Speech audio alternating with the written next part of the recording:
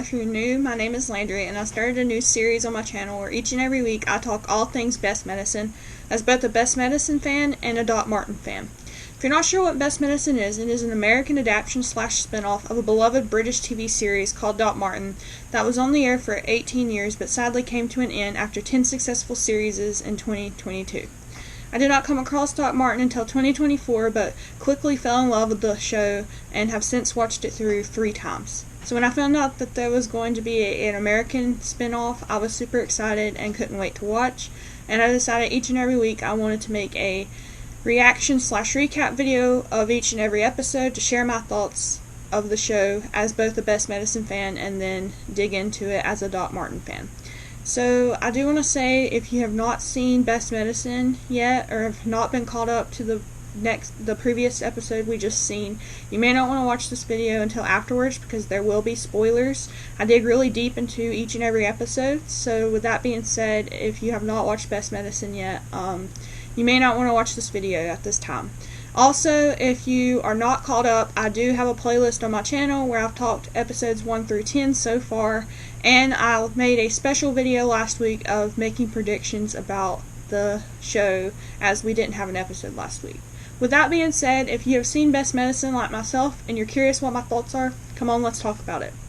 So first of all, I want to say I was super excited about us getting another episode this week because I'm not gonna lie, I was pretty sad last week we didn't have an episode, and I love making these videos each and every week, but I did make a bonus episode, as I mentioned. If you want to check that out, it has nothing to do with a recap of an episode. It was just basically my thoughts as a fan so far of what I think about the show Best Medicine as a mid-season recap, so to speak, and then I gave my predictions of what I think may happen by the end of this season. With that being said, we only have 2 episodes left now, so yeah, I do want to say that some of the things I talked about in that video last week did come up this week, but I'm not going to share any spoilers there. You'll have to watch that video if you're interested. But yeah, with that being said, let's talk about Season 1, Episode 11 of Best Medicine, called Mind Your Own Bobas.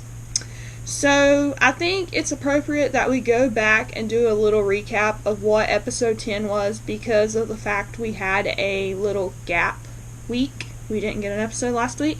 Also, I feel like, can we just say that little previously a Best Medicine trailer that they played at the beginning of the show was like perfect. It teed up the episode perfectly.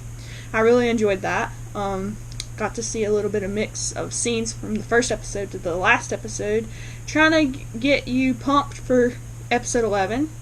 But episode 10, some key things happen that I think we need to go back and talk about. First of all, we know that in episode 9, Aunt Sarah is at risk of losing her house because of her brother, Robert, Martin's father, who is going to sell the house out from under her. In episode 10, we kind of didn't really go back to the house, but there was hints here and there Aunt Sarah's not happy about that. This was the episode where the Kloof sisters were hallucinating because of the whole arsenic from the walls of their house. They were hallucinating. One sister fell off the cliff, or flew off the cliff, whatever you want to say. This is the bird watching episode. Peter Kronk had a health emergency. He ended up having to have emergency splenectomy, I think his spleen had to be operated on in the ambulance because it was taking too long to get to the hospital, so Martin had to face his fear of blood once again. Louisa walked him through it, and he did okay. That's where we get to the big part of episode 10. The big thing that happened in episode 10 was Martin and Louisa finally kissed. And finally, Martin is the one that initiated the kiss. And I was so happy that finally he is showing his emotions towards her. But then what made me upset is at the end, his remark about how if they want to forget it ever happened, that's fine with him. It was just the adrenaline of the moment that they should just forget it ever happened. And I don't think he meant that. I really hope he didn't mean that. And so it looks like they might not be on speaking terms once again. And then to throw another curveball, Sheriff Mark, was in the parking lot calling Martin on his phone when he saw him and Louisa kissing. So that's another big one because, Sheriff Mark was Louisa's lover for a long time until they were even going to get married until Louisa called the wedding off. So that's where we stand for episode 11, so let's get to talking about it. First of all, we started out with a scene. We're all in the doctor's office, and you have little Copernicus, the dog, just laying there. He did look a little sad, I would say. Elaine had a point. She was like, does the dog look okay? He looks depressed. And, Martin, Dr. Best being Dr. Best, was like, I think he looks like a dog. Whatever he feels can be solved by sleeping, eating, pooping, or destroying a pair of my shoes. Like, Martin is like, I do not care about this dog. I'm tired of y'all telling me that this is my dog. It's not my dog. Which, in a way, I'm like, he loves that. He has passion for that dog because, in my opinion, if he didn't love the dog, why does he let it come in the house freely? Yes, Bert and Al installed a doggy door for him without his permission. But it goes both ways. You can tell the dog to get out if you don't want the dog in the house. It just seems like he has more care for the dog than he's letting on because he is allowing it to stay in his office and in his house. Just saying. That's my opinion. So we have that going on, and of course there's a lot of chatter in the waiting room. And immediately Martin's like to Elaine, what's their deal? What's this all about? And Elaine's like, I have no clue. And I'm like, oh boy, here we go. Small town Port Wynne. What happened in the last episode? Word travels fast in Port Wynne. What's going to happen? I already knew what was coming. So basically, everyone has found out that Martin and Louisa have kissed, and they had a little moment. Which I don't know why they're surprised, because, everybody was like, even Aunt Sarah was like, she knew that they were in love from the beginning. So I don't know why everybody's making a big deal about it. I guess because it's a small town. You gotta have something to talk about. So all of Martin's patients are asking him about the kiss and asking about his relationship. Louisa's in the salty breeze. Everybody is coming up to her to ask about the situation. And both of them are very annoyed. Martin's like, excuse me. Louisa's like, can we not? So this is very difficult for both of them because everybody wants to know the juice pretty much, and neither one of them want to talk about it because of what all happened. So we got that happening, and then one of the things that cracked me up is I remember Geneva coming up to Louisa, and she says, I picture a turtle eating a piece of lettuce as he kisses you. And I just thought that was so funny. That little line right there, it's like, these little things can make you laugh so much. And I feel like this episode is an episode that I laughed at everything almost that was being said. I don't know, I just loved this episode. I think it was a good episode to come back to after a week of not getting to watch. And then you have Sheriff Mark, and clearly what I thought would happen happened. He confronts Martin, Dr. Best, about he saw Martin and Louisa kissing, but he doesn't really come out with that. He barges into Martin's office, and he's like, I have a ticket for you. You were parked in the red zone. And Martin is like, okay, since when do you give tickets out like this? And he's like, let me just pay the $50. And Mark's like, well, I overlooked it when you first were here, but I can't do that no more. Betrayed is betrayed. And, he's just going off on Martin. And, Martin doesn't really catch on to things very fast. And Martin's like, I have no idea what you're talking about, Mark. And he's like, I saw y'all kissing in the parking lot, you and Louisa. You betrayed me. And Martin's like, whoa, you saw us? No. And, Martin's trying to defend himself, but it's not working. Mark's not okay, and he just storms off. So, about what you would expect, Mark is not happy about the situation. He thinks that Martin has betrayed him, his best friend, because he did not know that Martin was into Louisa this whole entire time. So that is a big conflict, which I figured was going to happen when based on the reaction of his face when he was in the parking lot at the hospital. So time will tell how this relationship goes. I don't think it's going to go well. Meanwhile, we have Aunt Sarah barging into the Doc's house. Everybody is very, very into this whole thing, what happened between Martin and Louisa, because Martin's Dr. Best is immediately like, not you too, when Aunt Sarah walks in. And, she's like, and then at first he was like, I hope you don't have the flu, because it seems like everybody's getting the flu. And she's like, no, I'm here for other reasons. And then he was like, not you too. And, she wants to know the details. And he's like, well, nothing really happened. And she's like, I already know something happened, spill it, pretty much. And he's like, well, after the accident with Peter Kronk, we had some adrenaline, and things happened as they would with a moment like this, and it just kind of happened. She's like, yeah, you kissed. And he was like, yeah, you know, the look on Martin's face. And she's like, okay, what happened? And he's like, nothing happened. Why would you say something happened? And it's like, I just, you know, it's Aunt Sarah, and I love the scenes between Aunt Sarah and Dr. Bess, Martin, her nephew. And she's like, well, something happened, so spill it. And she's like, what did you do wrong? And he's like, I may have suggested that we pretend it never happened. And she was like, why on earth would you do that? And he's like, spare us both the trouble. And then Sarah's like, okay, this won't do. Are you crazy? Do you want this to end terribly? Are you that desperate not to be in love? And then she's like, you just gotta apologize, Martin. Like, you gotta make this right. And then she's immediately like, I gotta go. So she's going to the Salty Breeze to talk to Greg and George, which that was a very interesting conversation. We'll get to that in a minute.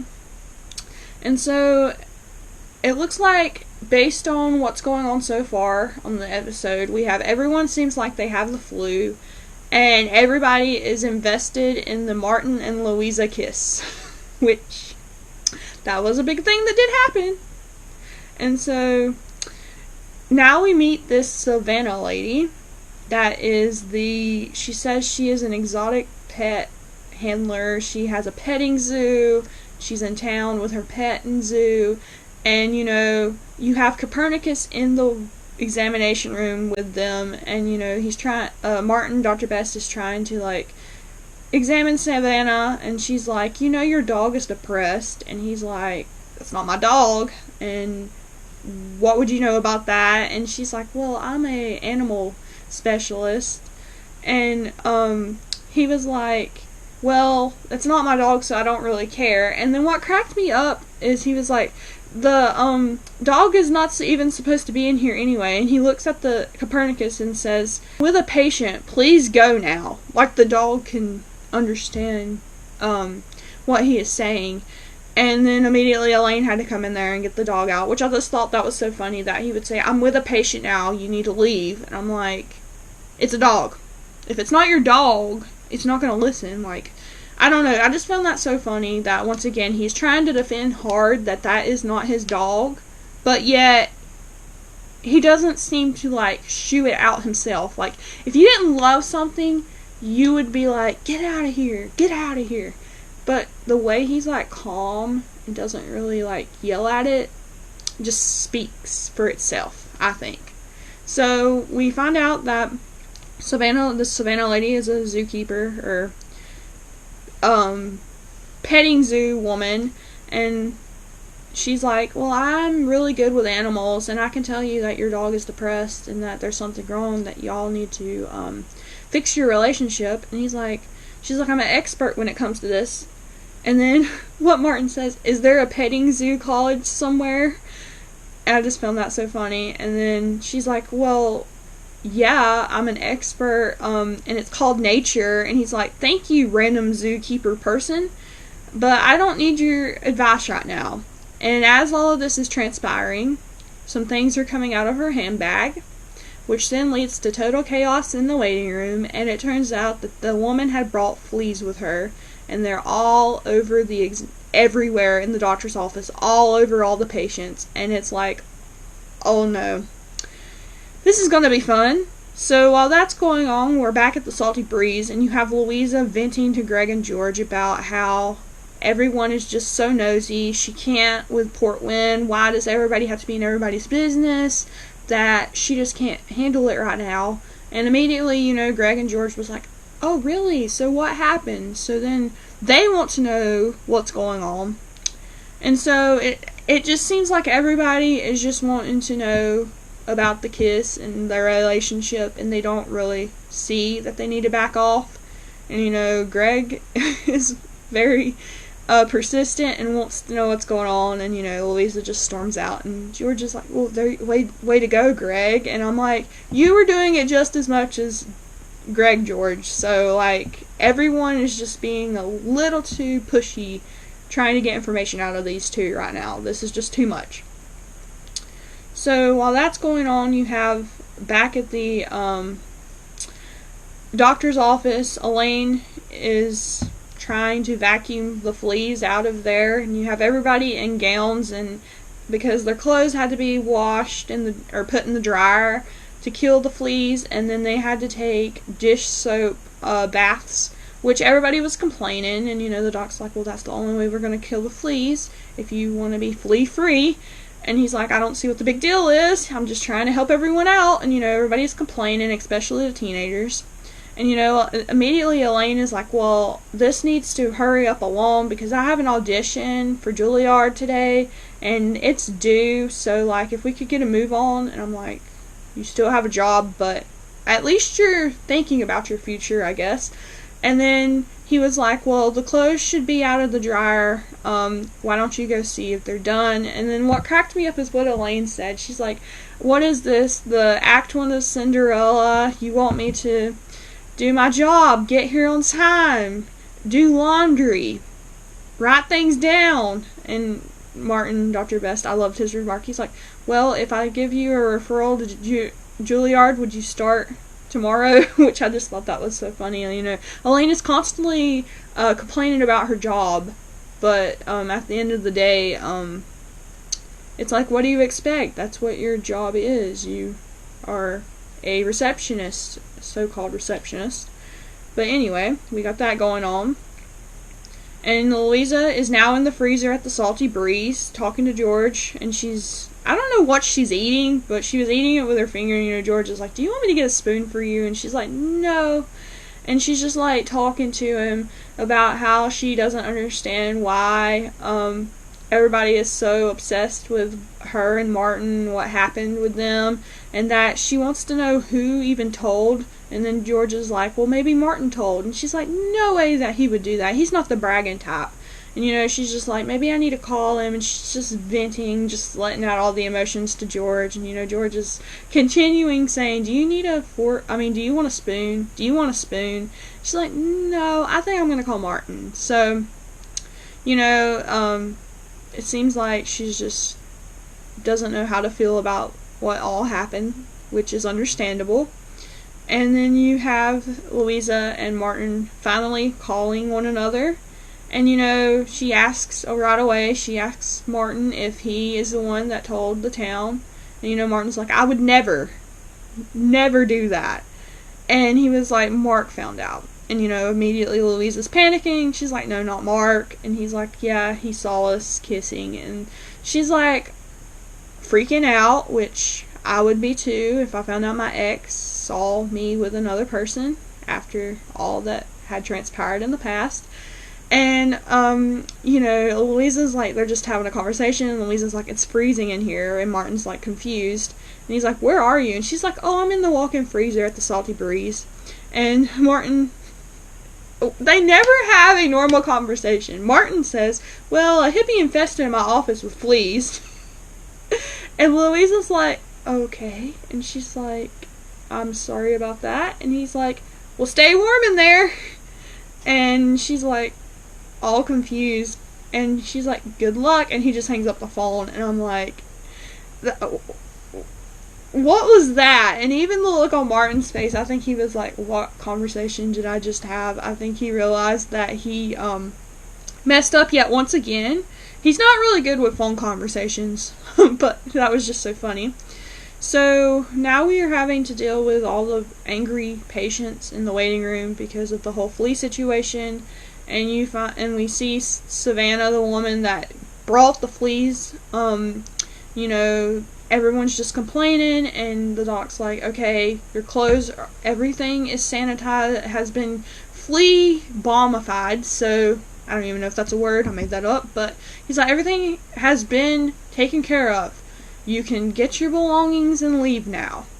And as if that was the simplest scenario, no, it gets far worse. Savannah the woman's like, I think I've heard this before, and before the doc could say, well, that's understandable, that means she ends up having a seizure, which then leads to the Dr. Best, finding the lesions on her skin, meaning that she could have the plague.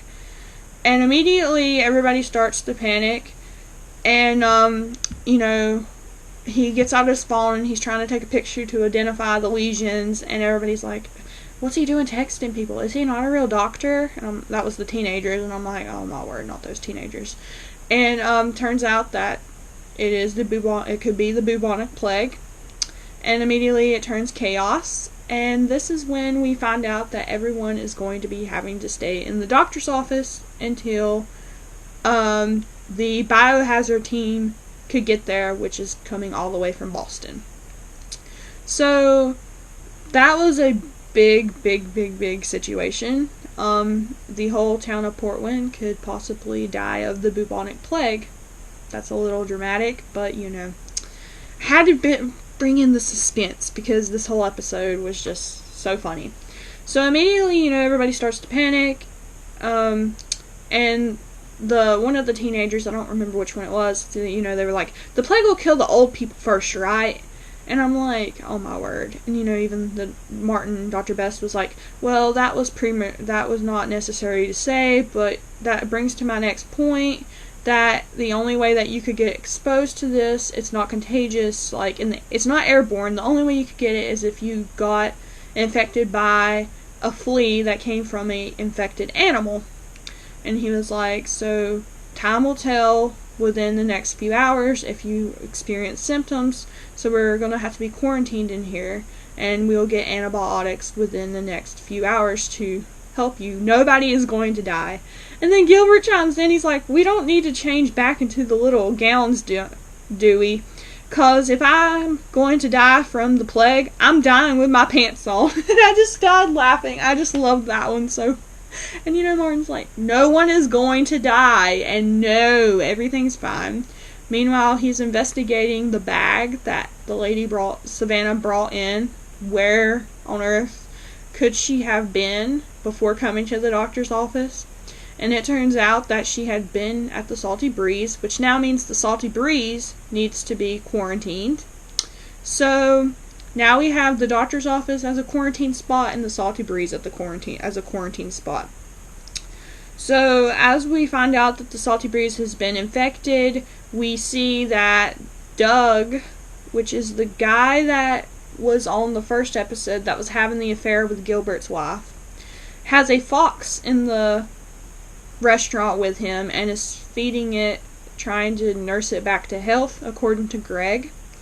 And we find this out because Aunt Sarah comes in and she's like, what does Doug have? And that was a whole thing.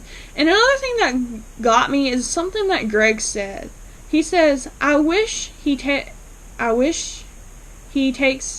it somewhere else. I wish he would take it somewhere else.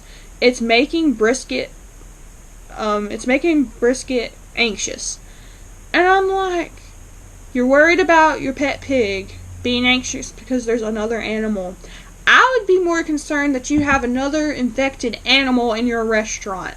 Like, I'm sorry, but if I lived in Port Wynne, I love Greg and George, but I would never eat at the Salty Breeze after all the things that have taken place at that restaurant. I mean, do we need to go back and recount? We had Brisket the pig wandering around in the kitchen, which Martin stopped that by getting them shut down, and then, he kind of fixed it, making Brisket a service animal. So Brisket can be around as long as he's not in the back of the kitchen. We stored a dead body, the Bog Man, in the walk-in freezer because there was nowhere else to put it when we had an autopsy. And now we have a rabid fox with infected fleas in our restaurant establishment infecting people. Yeah, I'm not ever eating at the Salty Breeze if I lived in Port Wynne. No, I'm like, are you kidding me? This is just too much. How is the Salty Breeze still open? I was in shock. But anyway. And, immediately we get to the part why Greg and George asks Aunt Sarah to meet them. It turns out that Robert Martin's father, that is selling the house out for under Aunt Sarah, had asked Greg and George to show the house and to get a buyer, and he wanted, because Greg and George are Aunt Sarah's friends, to convince her into allowing this to happen. And Aunt Sarah is immediately upset. She's like, "You traitors, I can't believe you would do this to me." And she's like, and what a generous brother. I mean, he's going to give me 10%, or he's going to give her 20%. And, isn't that just so nice of him? She is just mad.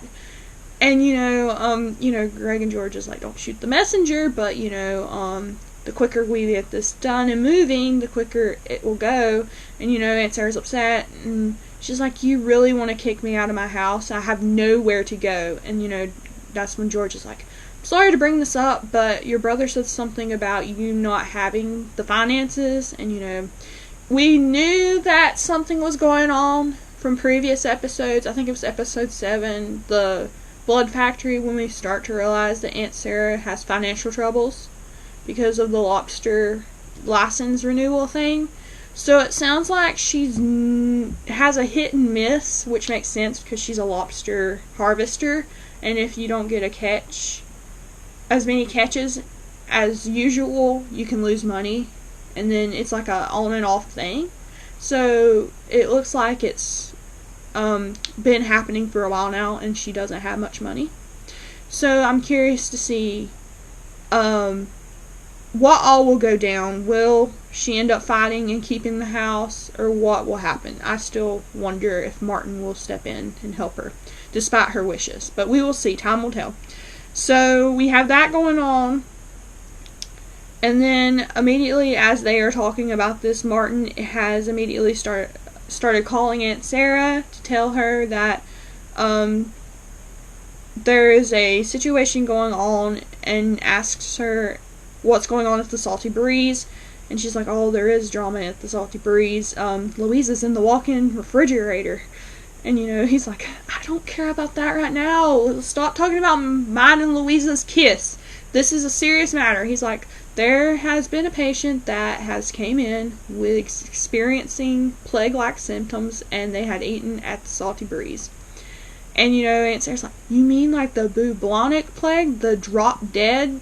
And, Greg and George is like, "Let's maybe keep that down." And, immediately people start hearing. And he's like, "Yes, but no need to panic." And then as he's talking to her, he sees that Doug has the fox. And so he's like, "I need to talk to Doug. What is that he's holding?" And as he's getting ready to ask Doug questions, Doug passes out or faints and lands into his bowl of oatmeal.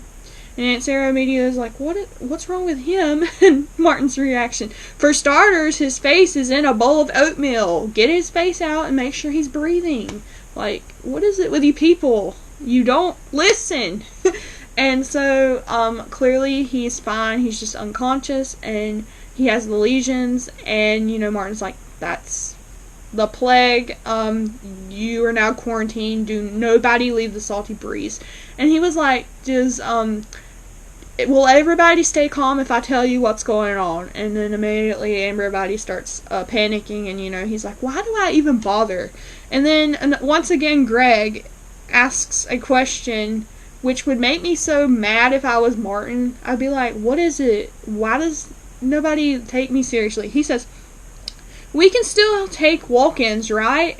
Meaning it's okay to let people in, continue letting people into the restaurant, right?" I'm like, "No, it's a quarantine zone. Why would you want to infect more people?" And then, as that all is going on, you hear chaos in the doctor's office waiting room, and it's Sheriff Mark giving out free sandwiches for lunch. And, he's not happy with Martin, so there's the whole thing. And, Dr. Best is like, "What on earth is going on in here?" And Sheriff Mark's like, "Well, I'm giving out free sandwiches for the people that may be hungry. You didn't think of that now, did you?" And Martin's like, "Well, we didn't sanitize or fumigate the doctor's office before you came in here, Mark, so now you're infected and must stay in here. You're now quarantined with us." And Mark's like, "Well, fine, that's fine with me." And I'm like, "Oh, this is going to be a long, long day for poor old Dr. Best. He's got to deal with all these people. He's not really a people person, and he's got to deal with this. I hope it goes well." So immediately Martin, Dr. Best, feels the tension that Mark is giving him, and he's like, do you want to have a talk? And, Mark's like, no. Well, yes. No. And Martin's like, well, let's just get this over with. Let's talk. So he takes him to the kitchen where they were supposed to have a private conversation, which clearly was not private because you had all the people in the waiting room come to the doorway because they want to hear this, which I'm not surprised. They love the gossip. So finally Martin closes the door and he wants to hear it, and Mark is like asking him all these, I would say they were reasonable questions. He wanted to know how long they had been wanted to know how long he's liked Louisa. Were they together this whole time and he didn't tell Mark? How long have they kissed? Was that the first time they kissed? Are they planning on having little doctor and teacher children? Which I thought that was funny. And Martin's like, Mark, we've never been together and we're still not together. And as for the kiss, it just happened. And he's like, you can let this go. It's never going to be serious between the two of us. And, Mark was like, I'm not falling for that. Nobody can outsmart the Sheriff Mark Milo. And, Martin's like, I'm done. So, as understandable, Mark is very upset and wants to know how long this has been going on behind his back. He thinks it's been going on for all this time and that Martin has been a fake friend. But, not really the case. Martin has always had his crush on Louisa since day one. But I don't think that he intentionally was trying to hurt Mark. I don't think that was on his mind whatsoever. So, while that is going on, a much serious scene at the doctor's office, everybody is partying it up at the Salty Breeze, just drinking their life struggles away. Greg is like, I guess it takes a death-eating plague to just basically give everybody a free drink on the house.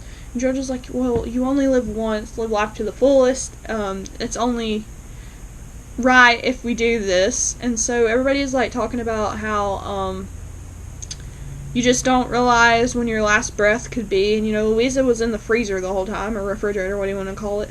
And she had no clue that this was going on. And everybody is like, yeah, it makes you think, doesn't it? So everybody's just drinking and talking about how they probably need to be doing this or that, but instead they're wanting to live their last moments to the fullest. And while we have a party going on at the Salty Breeze, Dr. Best or Martin is trying to find out the root cause of where on earth this Savannah woman brought the plague from. So he immediately starts asking her questions, wanting to know, where she got the fox, has she been traveling out of the country, and immediately Mark, as unhinged as he is, which this is Sheriff Mark in general, but he's more unhinged than usual because he is upset with Martin, barges in and says, I'm the one that does the interrogations, not you. And as he's saying that, he looks at Martin, Dr. Best, and says, okay, carry on, Doc, ask your questions. And they're trying to figure out if she's been abroad, traveled abroad, where she got the fox from, and all these questions. And she's playing dumb. She's like, yeah, I did travel abroad. I went to Morocco for a yoga retreat or something. I can't remember why she was there. And then he's like, well, do you know a Doug at the Salty Breeze? And she's like, Doug, I don't know a Doug. Why would I know a Doug? And he's like asking about the fox, and she's like, I've never heard of a fox.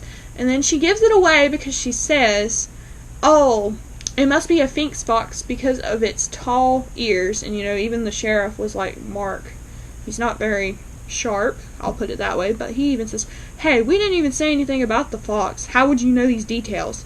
So she confesses that she brought a fox into from wherever illegally.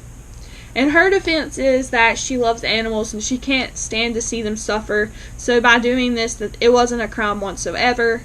And Mark is getting really defensive, and Martin's like, okay, Mark, I'll take it from here. And he's like telling her that she really needs to confess to make things better because unless she wants an unhinged sheriff to come back and interrogate her, she better start spilling it. And, immediately she starts changing the subject a little bit because she wants to know what's going on between him and Mark. And he's like, that's none of your concern, and that's the least of your worries. And she's like, well, I found it'd be easier to open up. And he's like, I wouldn't open up too much without a lawyer present. He's like, if you're not going to talk about what I'm trying to find out, this conversation's over with. So immediately he goes into the waiting room and he confronts Elaine, Dr. Best, and he tells Elaine that she needs to get on her social media thingy because he needs to make a how did he say it? I need to make a PSA. And she's like, what? And he's like, oh my goodness, a public service announcement. I need to make a public service announcement. And she's like, well, okay, why? And he's like, we need to let the town know that there is a potential plague outbreak, and we need to let them know how to go about it. So as she's preparing that, you have the teenagers heckling her, saying crazy things, and she's like, let these three die first. And I just found that funny. And then you had Gilbert on his phone looking up things, and Dr. Best is like, I hate the internet, because Gilbert's like, are you sure it couldn't be this, this, and this?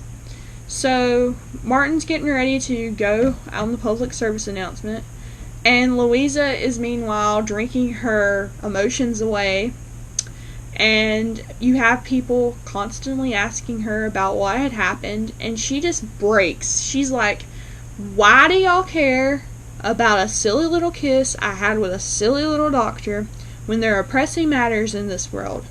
We have the school shutting down, I may lose my job, a job that I love, and nobody seems to care. She's like, not to mention we have this death-infested plague going around. We all could die any second, and y'all are worried about a relationship I have with a doctor. And she was just not happy whatsoever. And when she barged out, this quote line she said really struck me. She said, Port Win is a fishbowl, and I'm tired of being a goldfish.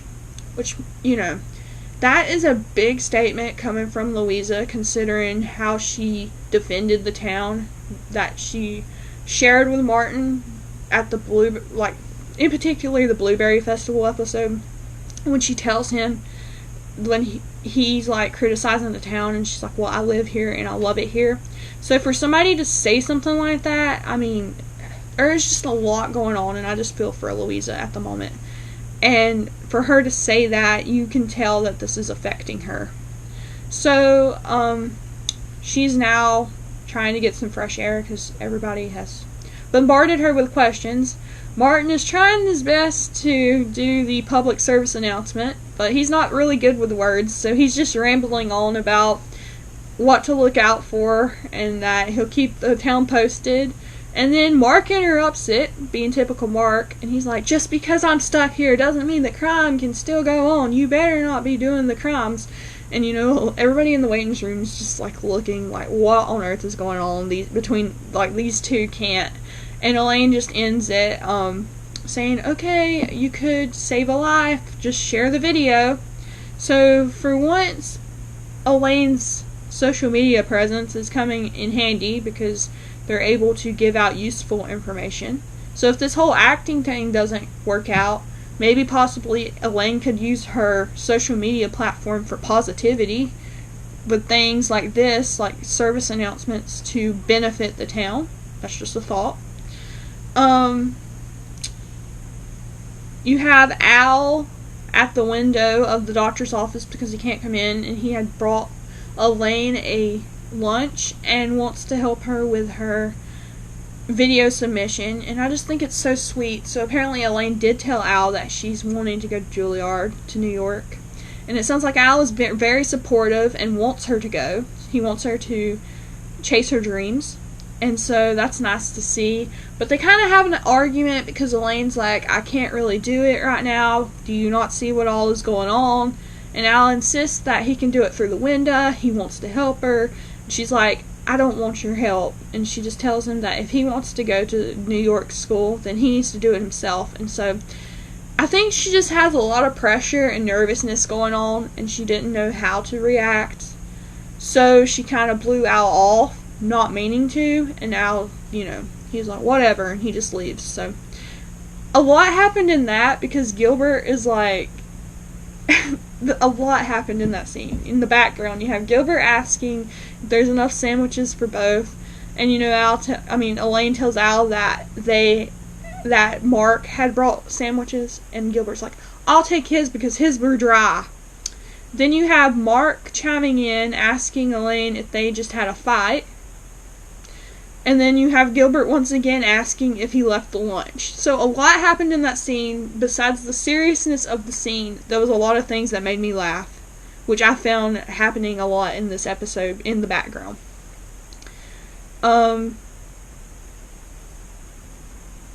So while all this is going on, they're still having a party at the Salty Breeze. And,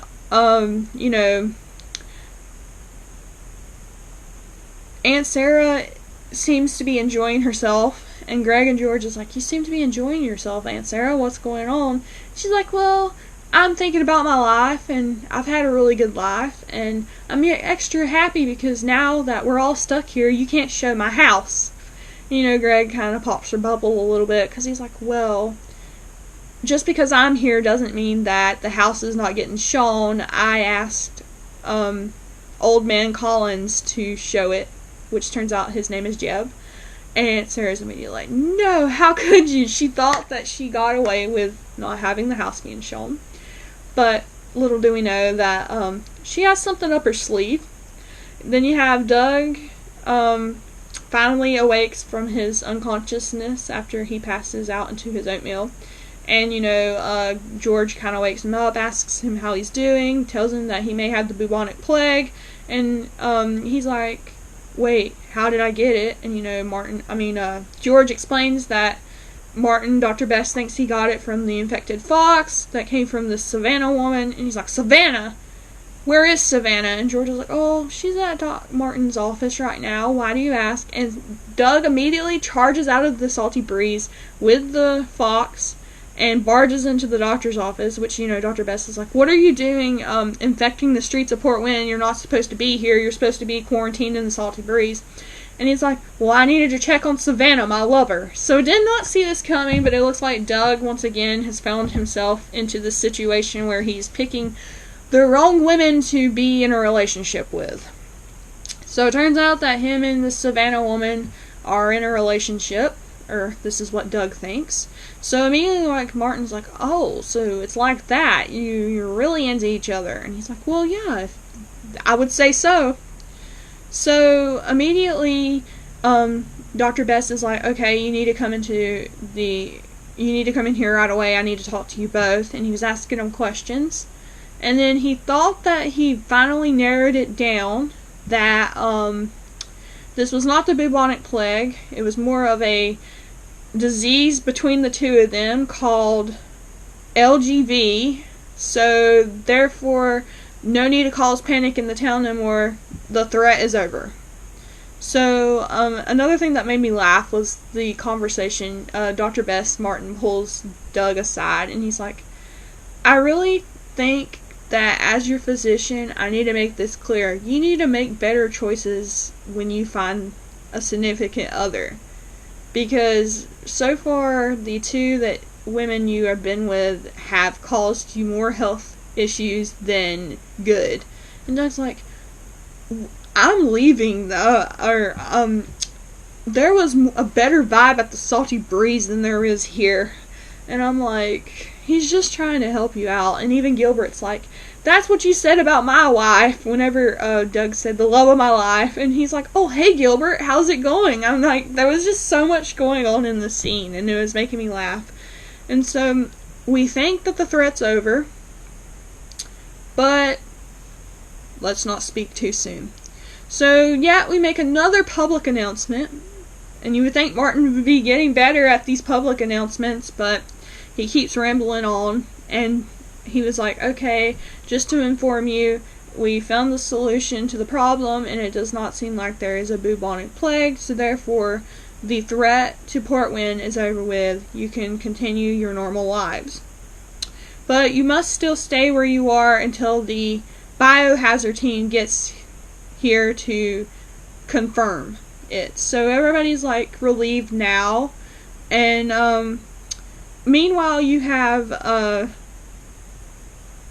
Elaine looking at the chat thing, and she tells the doc that did he ever consider being a hair model, that the camera loves his hair? And the reaction, he's like, no, really? And then you have Sheriff Mark come up to him, and he's like, okay, then do you have an idea of what's going on? And Martin was just so confident. He's like, I think he's a little upset with Mark too. He's like, no, patient confidentiality, I couldn't share it with you.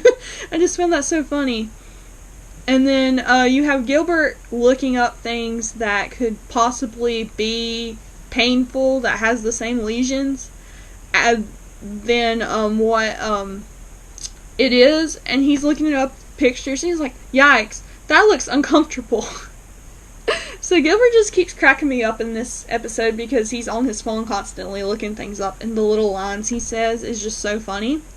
So George confronts Louisa because she's outside by herself because the town had basically drove her insane, and she was very emotional. And he tells her that it looks like that it wasn't the bubonic plague and that they are safe now, but they still have to quarantine until the biohazard team gets there. And Louisa's like, well, that's good at least. And George is like, are you okay? And he tries to talk to her. And so by comforting her, he starts playing animal videos on his phone, which that was a sweet scene right there between the two of them. You can tell they're very close friends, and he was just there for her when she needed him without really talking, so they were enjoying these animal videos together. Just when we thought that things couldn't get any worse, you have Savannah talking to Elaine about, basically, she could tell that something was wrong with Elaine and wanted to. She was like asking her questions, and Elaine's like, "Oh, are you psychic?" And she's like, "Well, kind of. I kind of did this before I became a person that breaks the law." And Elaine's like, "Well, I have a lot on my plate going on." She explains to her how she really wants to go to Juilliard school for filming or being an actress, but she doesn't have time to do the audition. Everything has went on today. She didn't mean to blow up at Al, but things just happened, and how she's not really. She wants to do it, but she's afraid it won't happen. Like, she won't get the outcome she wants. But at the same time, if she doesn't do it, how will she know that she could be successful?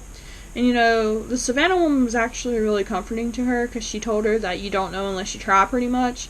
And she told her that she should go for it, and that when Elaine brought up Al not wanting to leave him behind, she was like, well, why don't you see how it goes, and then when the time comes, you can maybe take Al with you, have Al come with you. And so she was very helpful, despite making her own wrong choices. Elaine's finally like, you're right. And even in the public announcement, when they had to make another public announcement, because as they're having this conversation, you have Glendon come in with the same lesions, and he's infected, and Martin immediately, Dr. Best is like, what are you doing here? You're not supposed to be here. This is where the quarantine is. Glendon's like, I don't feel so well. And it turns out he has the lesions. And Martin's asking him questions, and Glendon's getting upset with him, and it turns out Glendon had been at the petting zoo, which is a huge problem. Then you had other people from the town coming in, so now it turns out that all the animals in Savannah's petting zoo has infected the people that have visited it. So he had to make another service announcement telling the town that they are infected. The bubonic plague is indeed in the town, and that's when Elaine makes the comment on there that she apologizes to Al, tells him it wasn't him, that she's just going through. If he would just, come back she wants to talk to him. And, everybody's getting upset with Dr. Best. They're like, why don't he make up his mind? First we're dying, then we're okay, now we're dying again. And Geneva even says, this guy stinks. And I'm like, it's not Dr. Best's fault. He's doing everything he can. He's just taking things as information comes along. So, back to partying in the Salty Breeze. So, while all of this is happening, Greg gets a call on his phone from his real estate phone, and it turns out that the people were not going to be looking at Aunt Sarah's house after all. And turns out Aunt Sarah had called Jeb, that Mr. Collins, and bribed him to tell people that her house was infested with fleas and the bubonic plague. And that was a whole funny thing. You see Aunt Sarah on the phone with the Mr. Collins, and he has no clue how to use the phone whatsoever. And it was just a funny scene in general. And, she's just sitting there drinking her drink. She knows what's going on. And Greg says, so funny thing, the people canceled. Do you care to share what happened? And she's like, well, sue me for wanting to be in my house as my dying wish. I'd rather die in the house than be out on the streets if I'm going to die from the bubonic plague. And that was funny because ironically, if you die in the house, then they can sell the house because you wouldn't be alive. But fair play. And even George was like that, saying the same thing. And, Louisa's like, I think I know what will calm everybody down. Let's watch some of the animal videos. So finally, we have the bio team showing up, and it took them forever. Turns out there was a car accident, and had to make the episode fun. That's why it was taking them forever to get there. And finally, Dr. Best is fed up. He's like, it took you long enough. Some people have the flu, some people have the bubonic plague. They need to be tested. The people in here are urgently sick. They need to be tested first, and then these people need to be rapid tested. So he's getting chop. Meanwhile, at the Salty Breeze, George is prepping food in the kitchen, getting ready for tomorrow, and I don't understand that whole thing either, because if you're infected, you don't know if you're infected with the plague or not, but if you are, now you've contaminated the whole workspace, and nobody is going to be able to eat that food. Just saying. So everybody comes in, they're talking to George, and George is telling Greg it would be nice if he helped get everything prepped for tomorrow. And Greg's like, I'm just so tired. And Geneva was like, is it crazy to say that today was so much fun? And they're like, yes, it's crazy to say, but they had the time of their life. And George goes to open the trash can, and the fox goes flying out of the trash can, because at the doctor's office, when the whole thing when Glendon and everybody was coming in, Doug had lost the fox, and Martin was like, you need to find that fox right away. So how it got to the Salty Breeze is beyond me. But when George opened the trash can to find the fox, he throws the knife, and the knife goes flying past everybody, and almost takes out poor old Aunt Sarah, and it lands on the door, and everybody's like, well, that was a near-death experience. Who needs a drink? And I just found that was so funny. They were just talking about how they nearly died and how they had a fun day, and then they nearly die again because George throws a knife. So everybody's going back for a drink, and George says, I'm calling an animal control. And I'm like, you need more than animal control. This place needs to be burned down because this place is infected now. You have a rabid fox running around the restaurant. I am not, no joke, if I lived in Port Wynn, I would not be eating that restaurant ever again. Like, that's too much. So, that was just funny. The fox in the kitchen and everything happening. So the bio team comes, and, everybody seems to be getting the help they need, and Savannah's getting ready to leave, and she really starts talking to Dr. Best Martin again, telling him that, your dog is really depressed. Do you not see it? And, he once again said, this is not my dog. And she's like, well, you keep telling yourself that, but deep down I can see in your face that is not true. And, Martin B. Martin, he, tells her, you should pursue a therapy degree while you're in jail. And she's like, I might do that. So, clearly, people are seeing more about Copernicus being related, being Martin's dog than he sees. And like I said, I still feel like he's letting on that it's not his dog, but he has, deep down, he loves the dog.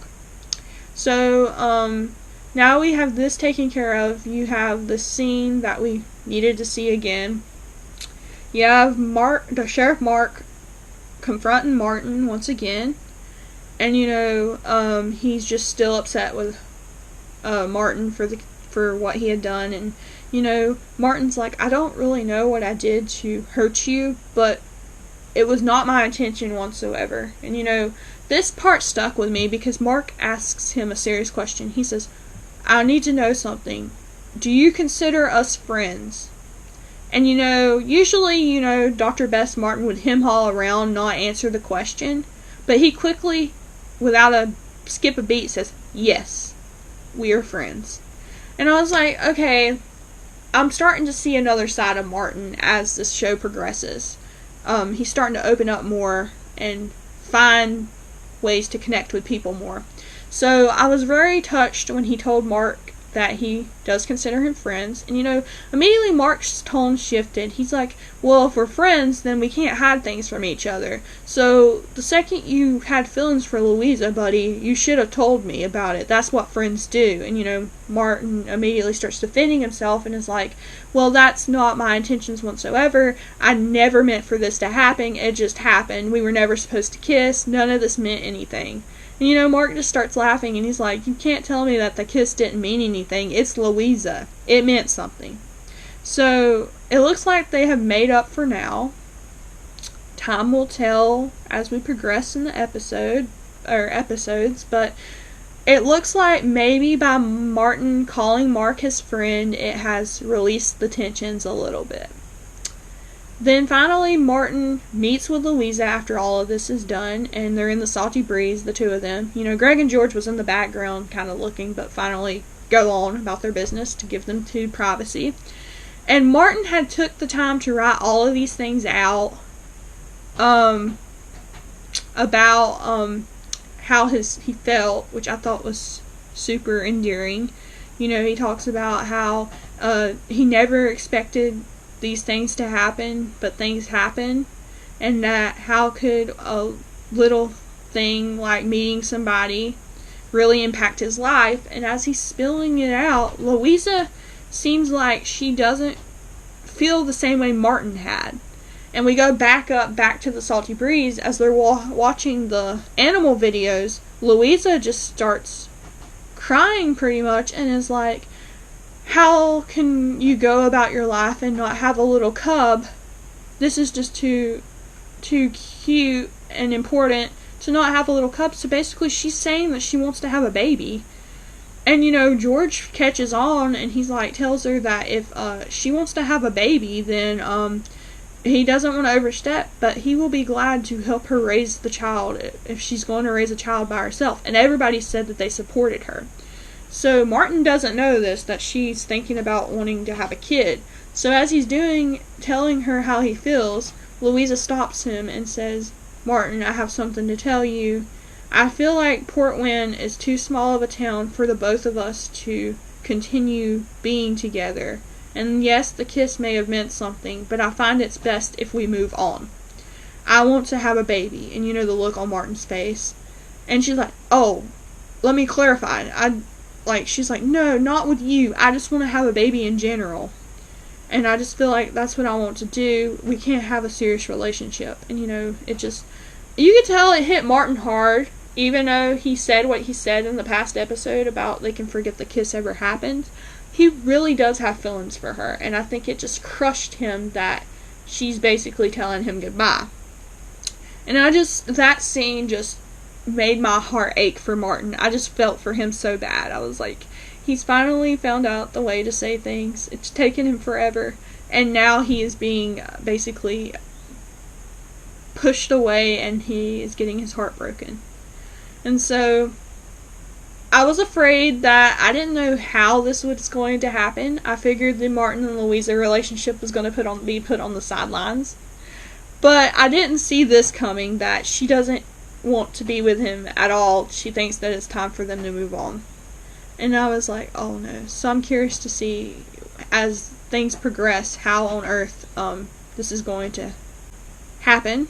So the final scene we see after this, it seems like Martin took Savannah's advice and what she had said to heart, because he ends up buying a leash collar and ends up putting it on Copernicus and says, come on Copernicus, let's go for a walk.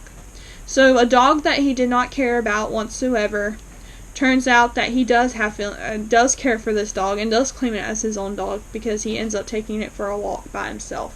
And I think this goes to show that I think he's finally realizing that if you feel lonely in your life, a dog is a good companion to help you with emotions. I've always found that pets are very good emotional support animals that can be with you during these difficult times. So that was just a touching scene to see ending the show. And I do want to point out, when we went from the scene from Mark and Martin having their conversation to Martin going to the Salty Breeze to talk to Louisa, the beautiful shots of Port Wynn that they put in there, the cinematography of the sunset and the sea and everything, was just so beautiful, a beautiful touch to the episode, with it being just basically in 2 locations filmed the whole entire time. You had the doctor's office and the Salty Breeze. They didn't really do much moving around in the town in this episode, so I enjoyed that very, very much. So with that being said, that concludes our reaction review of Best Medicine episode 11 of season 1. Now I think I want to share my thoughts of this episode. So in terms of characters, I feel like this episode was an episode that made me laugh. So it was more of a comedy to me, with a little bit of drama mixed in, because you had those scenes at the end. You had the Mark and Martin thing, you had the Al and Elaine, and you had the whole Louisa and Martin scene at the end. That really struck me. But I really enjoyed this episode very much. I think it's up there as my top episode, one of my top episodes. I enjoyed seeing everybody's characters developing more and more. I enjoyed seeing the whole Aunt Sarah and Dr. Best Martin scene with her, telling him, you need to make things right with Louisa. You need to apologize. We got to see a side of Mark that I don't think we've ever seen before. We can tell that he truly is affected by this whole Martin and Louisa thing. I feel like we got to see more of Greg and George in this episode, which I really appreciated. I love to get to know their characters a little bit more. Al actually supporting Elaine for what she wants to do was super sweet, and getting to see that. And we got to see a lot more of the background characters that we don't get to see very often. That was making me laugh, like Gilbert in particular, his little comments. The teenagers were kind of annoying, but at the same time, some of their lines were funny too. And then just Elaine really taking this thing seriously, wanting to become an actress. You can tell she's really thinking about this, so that was nice to see too. So overall, I think this has been one of my favorite episodes, and I cannot wait to continue watching to see what happens with there only being 2 episodes left. So with that being said, I hope everybody enjoyed this video, and if you'd like, please give it a like, thumbs up, comment if you'd like, anything that I may have missed or your thoughts about the episode. Please subscribe if you haven't already, and hit that notification bell so you can get notified anytime I upload a video so you don't miss out. I try to upload these weekly, every Thursday or Friday, as I do my review on Wednesday after the show on Tuesday night, and then I try to post it on Thursday or Friday. So stay tuned. And this is the part of the video now where if you are a Doc Martin fan also, like myself, you can continue watching, but if you are a Best Medicine fan and have not seen the show Doc Martin, you may not want to watch this, because there will be spoilers talking about the show Doc Martin. But with that being said, thank you for watching, and I'll see you next week. So if you made it to this part of the video, you must be a Doc Martin fan like myself, and have watched Best Medicine along the way, and have kind of compared things as we've been watching. So I wanted to share some things that I correlated between the 2 shows. I do want to say that this episode was super funny for me. I found it a lot funnier than past episodes, which I enjoyed. And there was just a lot going on in the episode, but there were some things in Doc Martin that happened in Doc Martin that I could correlate to this episode. So with that being said, let's talk about it. So first of all, with the Savannah woman bringing the fleas in the office, reminded me of the patient. I want to say it's either season 2 or season 3. It was one of the seasons where Pauline was the receptionist. And you had the patient that had the bird in their bag, and Dr. Doc Martin couldn't figure out why the person smelled bad all the time, and it had all of these people trying to help him out, and it turns out that their bird had passed away and they had been carrying it around in their bag. So that's what that reminded me of. You have Savannah, the zookeeper pet person, telling Dr. Best in Best Medicine that Copernicus the dog is depressed and he needs to spend more time with his dog. They need to connect better. And Dr. Best was denying it being his dog. And that's similar to when Angela Sims came to visit Port Wynn and Doc Martin. She told the same thing to Dr.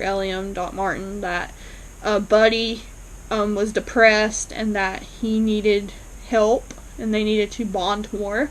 And Dr. Elliam was the same as Dr. Best, just a little bit worse, said that dogs are unhygienic and that he is not his dog. So, correlations between the two.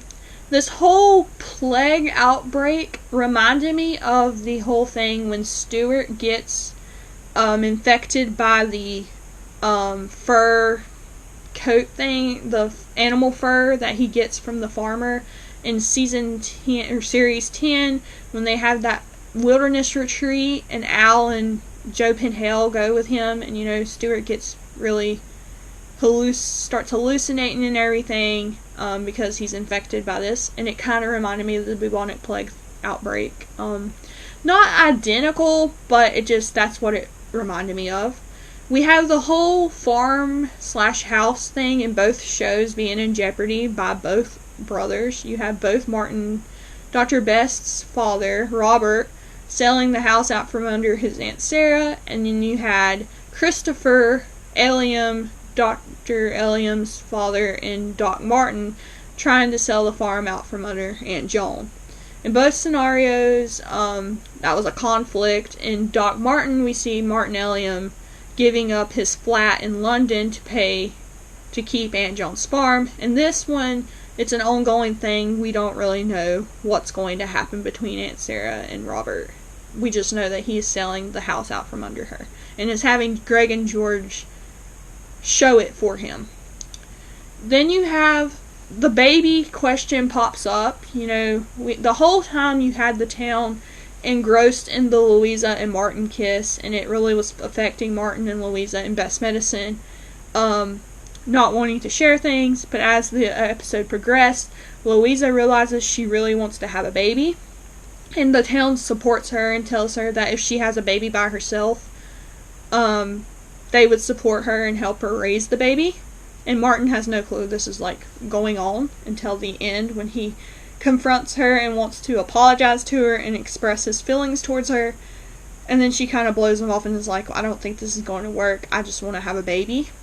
So I'm really interested in that, because this is reminds me of Doc Martin, because when Louisa leaves to go to Spain, or she either went to Spain or she went to London, I can't remember, but this is when they called off the wedding, and she just shows back up into Port Wynn and she's pregnant, and Dr. Elliam doesn't know that she was expecting a child.